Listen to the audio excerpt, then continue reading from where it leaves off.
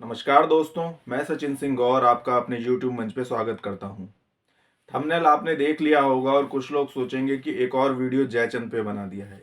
ये जयचंद के ऊपर वीडियो नहीं है, पर हाँ उनके वंश के ऊपर जरूर है, क्योंकि उनके वंश के कारण ही राम जन्मभूमि आंदोलन या जो कोर्ट में केस था वो सुलझ सका।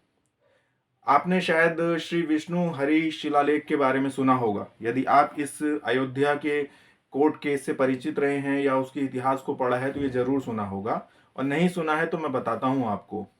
ये 12वीं शताब्दी का एक शिलालेख था जो राजा गोविंद चंद के समय पर इस मंदिर में लगाया गया था।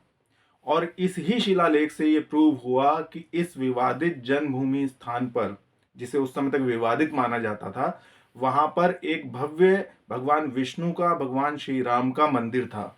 वो केवल और केवल श्री विष्णु हरि शिलालेख से ही प्रूव हो सका, जो कि महाराजा गोविंद चंद्र का था। और महाराजा गोविंद चंद्र जो थे वो महाराज जयचंद, जिन्हें इस देश का सबसे बड़ा गद्दार माना जाता है, उनके दादा थे। तो गहड़वाल वंश एक धर्मपरायण वंश था, जो कि बौद्ध धर्म और सनातन धर्म दोनों ही धर्मों को समान दृष्टि से देखता था और उनकी सहायता करता था। धर्मपरायण थे, दानशील थे और वीर भी थे। तो ये जो शिलालेख मिला, इसकी मिलने की भी एक बड़ी इंटरेस्टिंग स्टोरी है। 6 दिसंबर 1992 को, जिस दिन विवादित ढांचा जो था वो ढा दिया गया था, तब एक कार सेवक को उस मलबे में एक 3.5 फीट लंबा और 2 फीट चौड़ा एक स्लैब दिखा, मतलब पत्थर का स्लैब दिखा, और उस पर कुछ उत्कीर्ण था और वो कुछ पुराना प्राचीन टाइप का लगा। उसको समझ नहीं आया तो उसने उसको उठा करके अपने साथ ले लिया, और राम कुंज पर ये लोग इकट्ठा हुए थे वहां पर, तो राम कुंज पर उसको दिखाया गया और उसका बाद में पता चला ये एक प्राचीन शिलालेख है। वही शिलालेख बाद में कोर्ट में भी दाखिल किया गया, जिसको मुस्लिम पक्ष ने खारिज कर दिया था और अलग अलग तर्क दिए उन्होंने। तो ये जो शिलालेख था ये शुद्ध संस्कृत भाषा में था, और इसमें लगभग 20 लाइनें हैं। 20 लाइनों का ये शिलालेख है जो कि संस्कृत भाषा में है, और इसमें 29 श्लोक या छंद हैं। तो इस शिलालेख की जो शुरुआत होती है वह भगवान शिव और विष्णु की आराधना के साथ होती है। तो इसी पर इरफान हबीब, जो कि मुस्लिम इतिहासकार हैं, उन्होंने कहा इसमें भगवान शिव की स्तुति है, तो ये शिव मंदिर रहा होगा। और इस तरह से उन्होंने अलग अलग कई कुतर्क दिए जो कि नहीं माने गए। तो इसकी जो शुरुआत होती है भगवान शिव और भगवान विष्णु की स्तुति के साथ होती है। उसके बाद गहड़वाल वंश के की प्राचीनता, उनके वीरता, उनके कारनामों और उनका महिमा मंडन है अलग अलग तरीके से। इसी शिलालेख से हमें पता चलता है कि उस समय गहड़वाल वंश जो था, उस समय उसका ही ये राज्य था। काशी काशी राज्य उनका था, और वहां से वो राज करते थे, लेकिन उनकी राजधानी जो थी वो अयोध्या थी।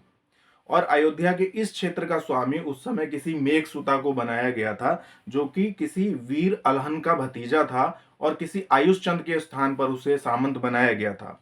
वो गहड़वाल वंश का सामंत था, महाराजा गोविंद चंद्र का सामंत था।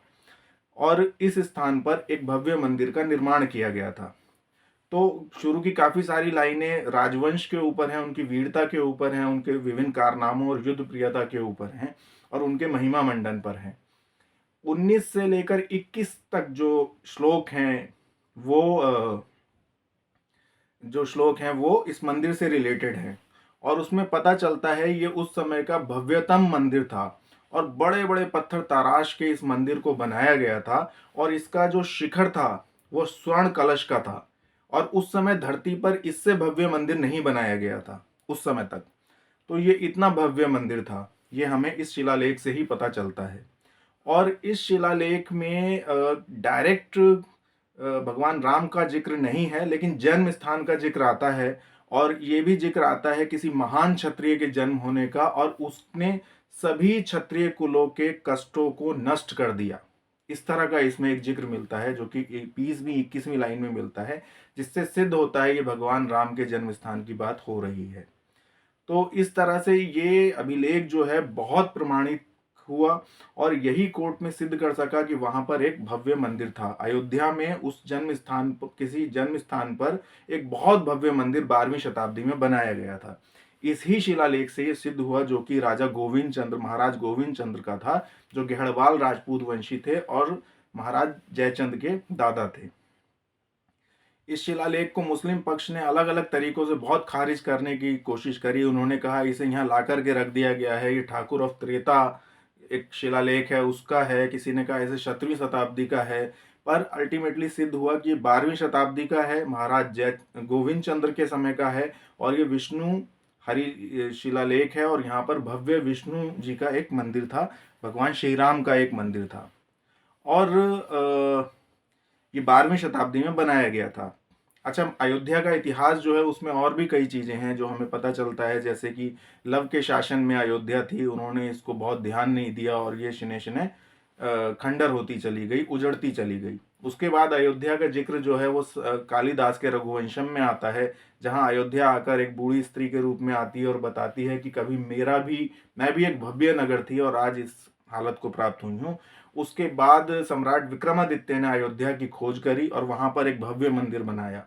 ये लगभग राजा गोविंद चंद्र से 1000 साल पहले की बात है। उन्होंने राम घाट और लक्ष्मण घाट का भी निर्माण करवाया और लगभग 360 मंदिरों का निर्माण करवाया। उसके बाद 1000 साल तक, कई सौ सालों तक अयोध्या एक भव्य नगरी बनी रही, और उसके बाद गहड़वाल वंश के समय में इसको फिर से भव्यता प्रदान करी गई और ये एक भव्य नगरी बनी। और उस समय जैसा भव्यतम मंदिर बनाया गया, जो शिलालेख से पता चलता है, वैसा उससे पहले कभी भी धरती पर नहीं बनाया गया था।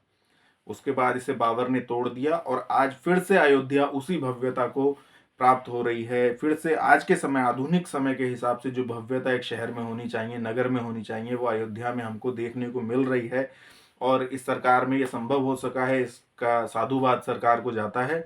और लेकिन ये मंदिर जो बन सका है वो आज, उसमें श्री विष्णु हरि शिलालेख का बहुत महत्वपूर्ण रोल है, जो कि महाराज गोविंद चंद्र का था, और जो कि इस देश में सबसे बड़े गद्दार माने जाने वाले जयचंद के दादा थे। तो जब दादा इतने धर्मपरायण थे तो जयचंद कैसे धर्मपरायण नहीं होंगे। ये मैं अलग अलग वीडियोस में बता चुका हूँ। ऐतिहासिक तौर पर जो ये एक नैरेटिव बनाया गया है जयचंद के गद्दार होने का, वो पूरी तरह से गलत है। वीडियो आपको कैसा लगा ये कमेंट करके बताएं, अपने कमेंट जरूर करें, और वीडियो देखने के लिए धन्यवाद।